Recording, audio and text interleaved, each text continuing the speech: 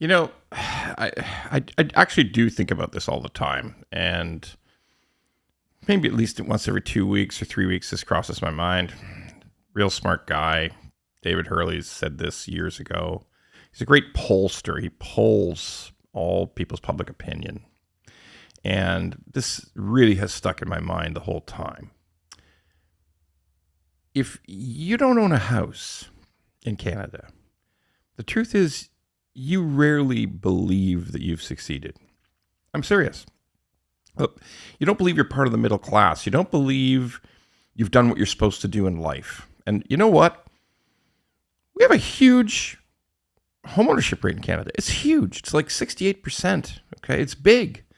And sometimes people are critical of that, but I'm not critical of it. I'm critical of a lot of things about mortgages and real estate. And I certainly have been on record of thinking that prices are batshit crazy and that, we got real issues with the size of our mortgages. I'm on record. But I also have to point out that this thing is real. People come here people become new Canadians. They come from other countries and they want to own a home. They all want to own a home. And young people grow up in homes that are typically owned, and they want to do the same thing. And they don't feel that they've really succeeded until they do own a home. And this is nothing against renters. That's silly. It's not about being a renter or even a long-term renter.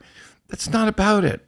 What it's about is the facts that people want to buy houses. People want to own their own home. They want to have their children in the same school. They want to make friends with the neighbors. They want to do whatever they want in their house. They want to own a home. And they don't feel right until they do. And we are screwing that thing up in Canada. Like, this is a big thing.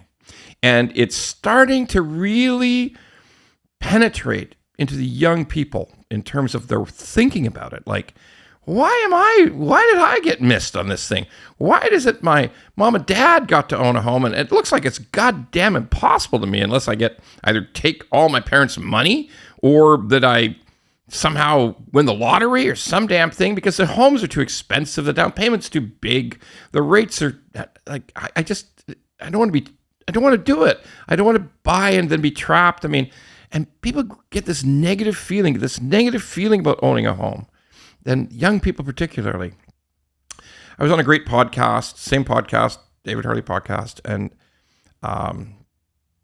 there was a brilliant guy on it, and he said, I teach university, and those kids are different than they used to be, because I've been teaching university for all these years.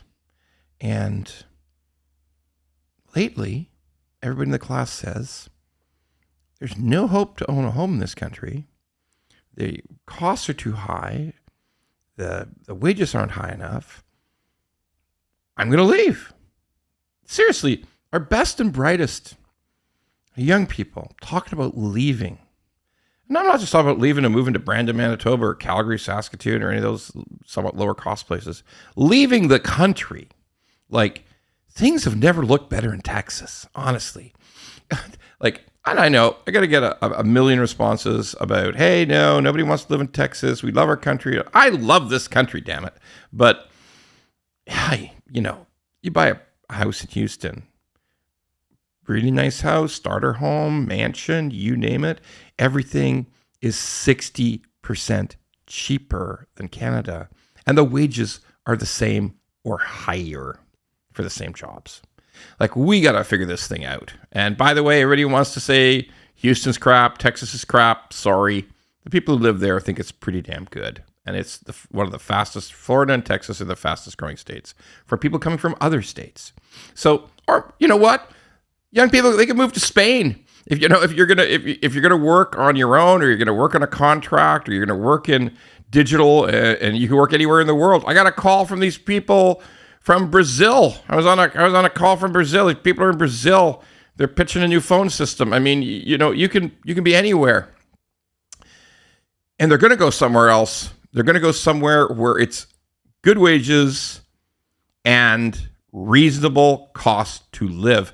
And the most fundamental thing about a reasonable cost to live, the most fundamental belief people have, is that I want to own my own home, and I want to be able to make the payments, and I want to pay it off someday. And we are getting so far away from that in Canada. Yeah, I know interest rates have been high. That's screwed up. I know maybe some home prices have come down. But at the end of the day, if we don't figure this thing out, it ain't going to be good.